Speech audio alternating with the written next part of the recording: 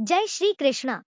माघे निमग्नाः सलिले सुशीते विमुक्त पापास्त्रिदिवं प्रयान्ति। पद्म पुराण में माघ मास के महात्म्य का वर्णन करते हुए कहा गया है कि पूजा करने से भी भगवान श्रीहरि को उतनी प्रसन्नता नहीं होती जितनी कि माघ महीने में स्नान मात्र से होती है। इसलिए सभी पापों से मुक्ति और भगवान वासुदेव की प्रीति प्राप्त करने के लिए प्रत्येक मनुष्य को माघ स्नान करना चाहिए। प्रीत्ये वासुदेवस्य सर्वपापानुत्तये माघ स्नाना प्रकुर्वीत स्वर्गलाभाय मानवः। माघ मास में पूर्णिमा को जो व्यक्ति ब्रह्मावैवर्त पुराण का दान करता है उसे ब्रह्मलोक की प्राप्ति होती है। माघ मास में ब्रह्मवैवर्त पुराण की कथा सुननी चाहिए। यह संभव न हो सके तो माघ महात्म्य अवश्य सुने। दूसरा अध्याय माघ महात्म्य। सूत जी बोले, हे मुनिजनों, उस तपस्वी के उन वचनों को सुनकर राजा ने विनीत भाव से कहा, हे विप्र, मैं माघ मास के स्नान के फल को नहीं जानता हूं। आप कृपा करके मुझसे विस्तार पूर्वक कहें। राजा के इन वचनों को सूत जी बोले, हे मुनिजनों, उस तपस्वी के उन वचनों को सुनकर राजा ने विनीत भाव से कहा, हे विप्र, मैं माघ मास के स्नान के फल को नहीं जानता हूं। आप कृपा करके मुझसे विस्तार पूर्वक कहें। राजा के इन वचनों को सुनकर तपस्वी ने कहा, हे राजन, अब सूर्योदय होने वाला है, अतः इस समय स्नान करने का शुभ मुहूर्त है। यदि कथा प्रसंग में समय नष्ट हो गया तो तुम्हारा यह एक शुभ समय हाथ से निकल जाएगा।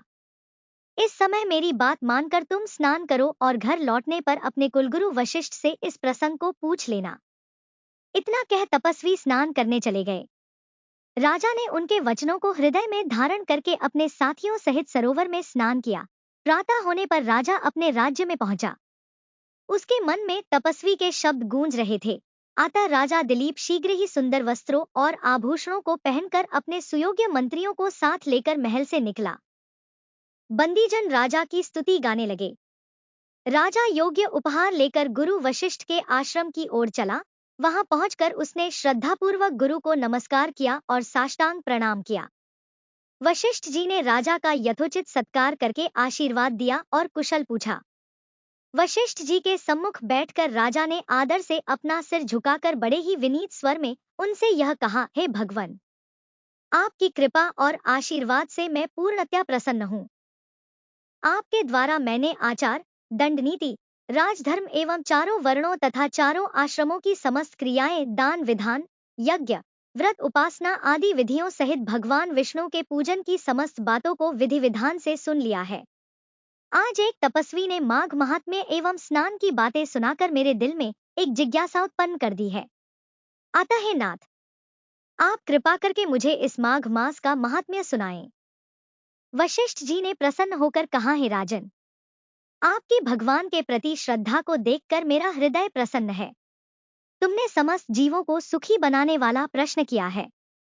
माघ मास परम पवित्र मास है।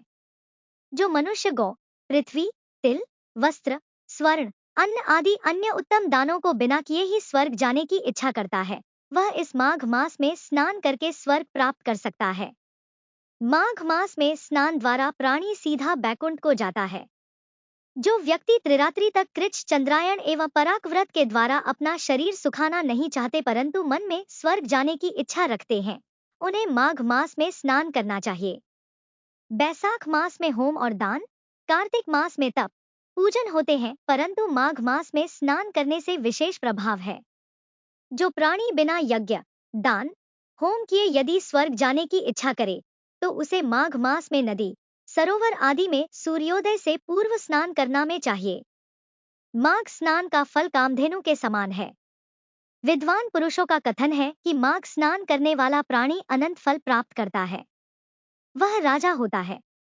माघ स्नान चाहे सकाम हो, चाहे प्रजा के लिए अथवा हरि भगवान के लिए हो और चाहे किसी निमित्त हो, माघ स्नान करने वाला अनेकों फल को प्राप्त करता है।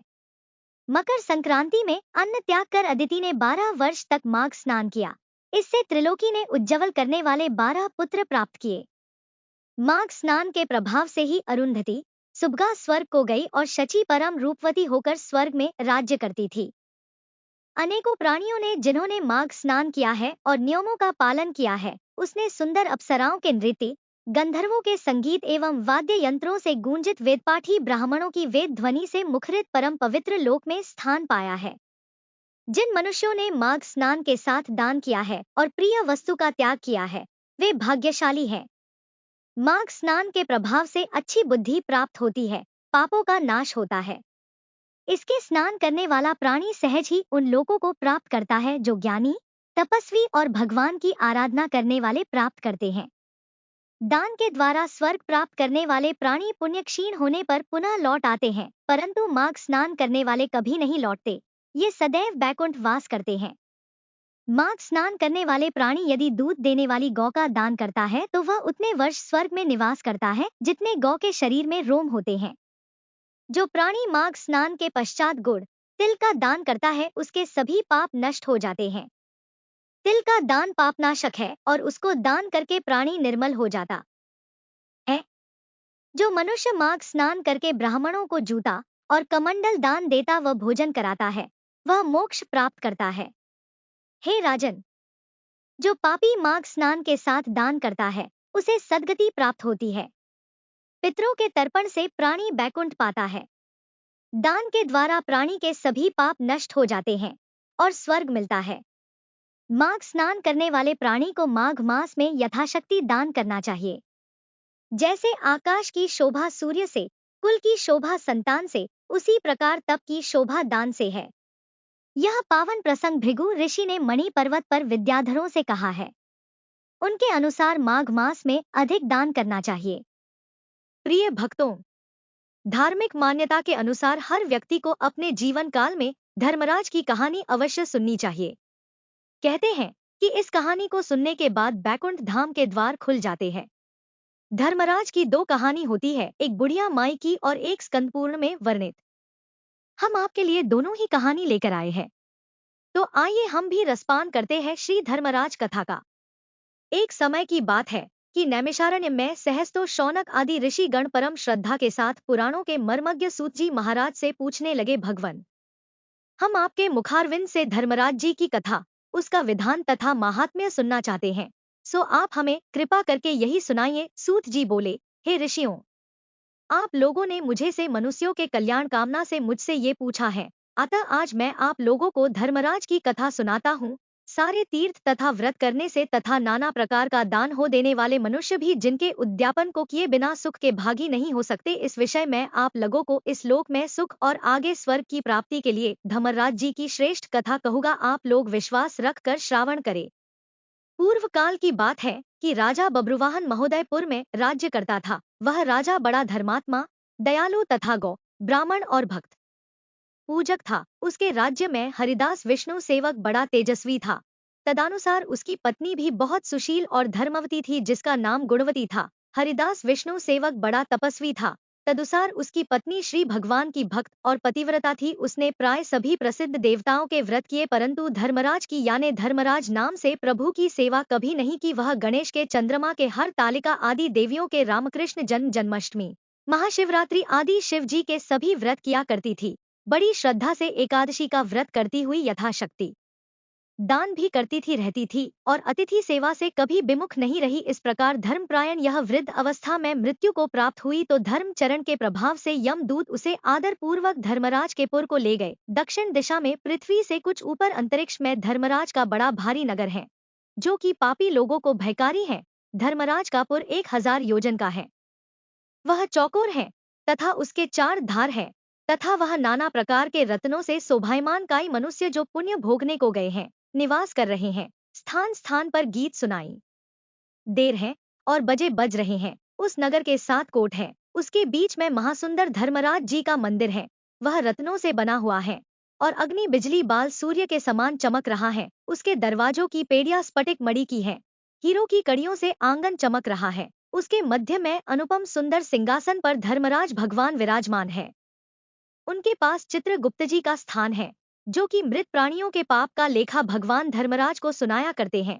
यमराज के दूत गुणवती को बहा ले गए। उनको देखकर वह भयभीत होकर कांपने लगी, नीचे मुख किए खड़ी गई चित्रगुप्त जी ने उनके पूर्व जन्म के किए हुए पाप पुण्य का लेखा जोखा पढ़कर सुनाया। धर्मराज जी उस गुणवती की हरिहर आदि सब देवों में तथा अपने पति में भक्ति देखकर प्रसन्न हुए, पर कुछ उदासी भी उनके मुखमंडल पर झलकती हुई गुणवती को दिखाई दी। धर्मराज जी को उदास देखकर गुणवती ने निवेदन किया कि हे प्रभु, मेरी समझ में कोई दुष्कृत्य नहीं किया, फिर भी आप उदास क्यों हैं?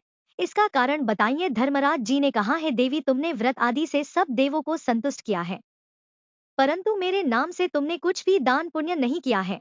यह सुनकर गुणवती ने कहा, है भगवान, मेरा अपराध क्षमा करे, मैं आपकी उपासना नहीं जानती थी। अब आप ही कृपया करके उपाय बताइए जिससे मनुष्य आपके प्रीति के पात्र बन सके। यदि मैं आपके भक्ति मार्ग को आपके मुख्य से श्रवण कर वापस मृत्यु लोक में जा सकूं तो आपको संतुष्ट करने का उपाय करूंगी। धर्मराज ने कहा, सूर्य भगवान के उत्तरायण में जाते ही जो महापुण्यवती मकर संक्रांति आती है, उस दिन से मेरी पूजा शुरू करनी चाहिए। इस प्रकार साल भर मेरी कथा सुने और मेरी पूजा करे, इसमें कभी नागा नहीं करे। आपातकाल आने पर भी मेरे धर्म के इन 10 अंगों का पालन करता रहे। घृत यथा लाभ संतोष क्षमा नियम द्वारा मन को वश में करना, किसी की वस्तु को नहीं चुराना, मन से पर स्त्रियों या पुरुषों से बचना यानी मन की शुद्धि और शारीरिक शुद्धि, इंद्रियों के वश में रहना, बुद्धि की पवित्रता यानी मन में बुरे विचार न आने देना, शास्त्र विद्या का स्वाध्याय यानी पाठ पूजा कथा श्रवण या व्रत रखना और तदा अनुसार दान पुण्य करना, सत्य बोलना, सत्यता का ही व्यवहार और क्रोध न करना, ये 10 धर्म के लक्षण हैं।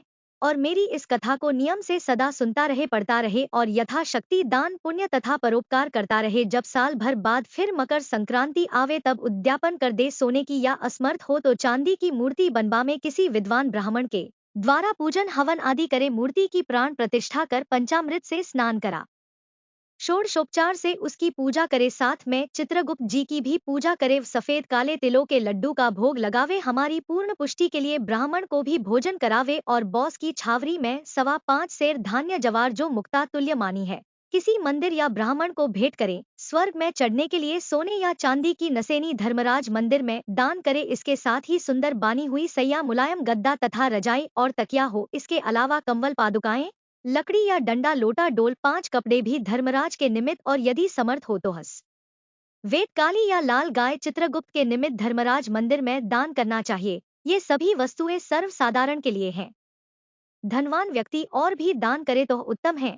गुणवती ने धर्मराज जी से प्रार्थना की, हे प्रभु, यदि ऐसी बात है, यमदूतों से मुझे छुड़ा कर फिर संसार में भेजिए जिससे मैं आपके कथा का प्रचार कर सकूं। जो ही उसकी प्रार्थना पर भगवान धर्मराज जी ने गुणवती को भूलोक पर वापस जाने स्वीकृति दे दी। उसी समय उसके मृत शरीर में पुनः प्राणों का संचार हो गया और उसके पुत्र कहने लगे, हमारी माता जी भी जीवित गई। इसके बाद गुणवती ने अपने पति और पुत्र आदि को सब बातें बताई जो धर्मराज जी ने मनुष्यों के कल्याण के लिए कही थी। और गुणवती ने मकर संक्रांति से विधिवत उसने धर्मराज जी की प्रतिदिन पूजा और कथा आरंभ कर दी और स्वर्ग जाने के लिए दान पुण्य कर्म आदि भी आरंभ करने लगी। इस प्रकार गुणवती साल भर कथा सुनकर धर्म के 10 अंगों का पालन कर जब पुनः मृत्यु उपरांत वापस स्वर्ग में देवताओं ने गुणवती का आदर किया और सदा स्वगीर्य भोगों को भोगती रही। सूत महाराज ने सनकादिक ऋषियों से कहा, है मुनियों, जिस घर में स्त्री या पुरुष इस धर्मराज भगवान की व्रत कथा को श्रद्धा पड़े तो वो दुखों से मुक्त हो जाते हैं तथा संपूर्ण दान देने से पाप मुक्त हो जाते हैं। इसमें कोई संशय की बात नहीं है कि मृत्यु काल में यमदूत जो लेने आते हैं वह भी उसको आदर पूर्वक ले जाते हैं और धर्मराज भी उसे सदा सुखी रखते हैं। यदि उन मनुष्य के कुछ पाप बाकी हो तो शीघ्र ही पापनाश का उपाय बताकर शीघ्र ही पाप मुक्त कराने में सहायक बन जाते हैं। गरुड़ पुराण आदि में लिखा है, पापी लोगों को यमदूत भयानक यातनाएं देते हुए ले जाते हैं, परंतु धर्मराज जी की कथा व दान पुण्य धर्मराज मंदिर में करते हैं, वह मनुष्य यमपुरी में भी कष्ट नहीं पाते हैं, वह मनुष्य शीघ्र ही स्वर्ग तथा मोक्ष को प्राप्त होते हैं। इति श्री सौरपुराणे वैवस्वत खंडे श्री धर्मराज कथा संपूर्ण। श्री धर्मराज की दूसरी कहानी। एक बुढ़िया माई थी, वह व्रत नियम बहुत रखती थी। एक दिन भगवान के घर से यमदूत लेने आए। बुढ़िया माई यमदूत के साथ चली गई। आगे गहरी नदी बह रही थी। बुढ़िया माई डूबने लगी। तब यमदूत ने पूछा, माई, गाय दान की हुई है क्या? बुढ़िया माई ने मन में गाय माता का ध्यान किया तो गाय माता उपस्थित हो गई। गाय की पूंछ पकड़कर बुढ़िया माई ने नदी पार कर लिया। आगे गई तो काले कुत्ते खाने दौड़े। तब यमदूत ने पूछा, कुत्ते को रोटी दी है क्या? बुढ़िया माई ने मन में कुत्ते का ध्यान किया तो कुत्ते चले गए। आगे चली तो काले कौए बुढ़िया माई को चोंच मारने लगे। तब यमदूत ने कहा, ब्राह्मण की बेटी को सिर में तेल लगाने को दिया है या नहीं? बुढ़िया माई ने ब्राह्मण की बेटी को याद किया तो कौए ने चोंच मारना छोड़ दिया। आगे गई तो पैरों में कांटे चुभने लगे। यमदूत ने कहा, चप्पल दान किया है। बुढ़िया माई ने याद किया तो चप्पल पैरों में आ गई। आगे चली तो चित्रगुप्त जी ने यमदूतों से पूछा, आप किसको ले आए हो? यमदूतों ने कहा, बुढ़िया माई ने बहुत दान पुण्य किए हैं, लेकिन धर्मराज जी का कुछ नहीं किया, इसलिए आगे के द्वार बंद है। तब बुढ़िया माई ने विनती की कि मुझे 7 दिनों के लिए धरती पर जाने दो, मैं इन 7 दिनों में धर्मराज जी की कहानी सुनकर उद्यापन कर वापस आ जाऊंगी। धर्मराज जी ने उसके प्राण लौटा दिए। धरती पर बुढ़िया माई के शरीर में जान वापस आ गई। सभी लोग बुढ़िया माई को जीवित देखकर भूतनी भूतनी चिल्लाकर भाग खोड़े हुए। बुढ़िया माई अपने घर आई। बेटेभू से कहा, मैं भूतनी नहीं हूं, मैं तो धर्मराज के कहे अनुसार वापस आई हूं। मैं प्रत्येक दिन धर्मराज की कहानी सुनकर उसका उद्यापन करके वापस परलोक चली जाऊंगी। यह सुनकर बेटेभू ने पूजा की सभी सामग्री ला दी, लेकिन कहानी के समय हुकारा नहीं भरा। तब बुढ़िया माई पड़ोसन के पास गई।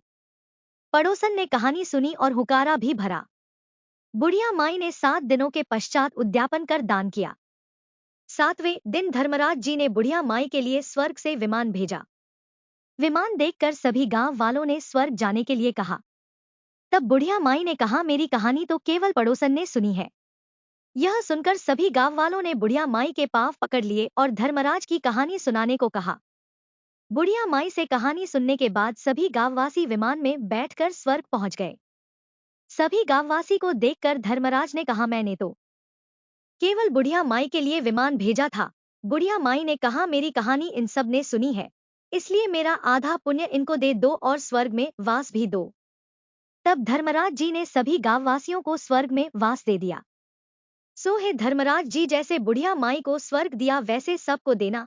कहानी सुनने वाले को, कहने वाले को, कहते सुनते हुकारा भरने वाले को। आप इस चैनल को सब्सक्राइब अवश्य करें और इस वीडियो को लाइक और शेयर करना ना भूलें। बोलो धर्मराज महाराज की जय।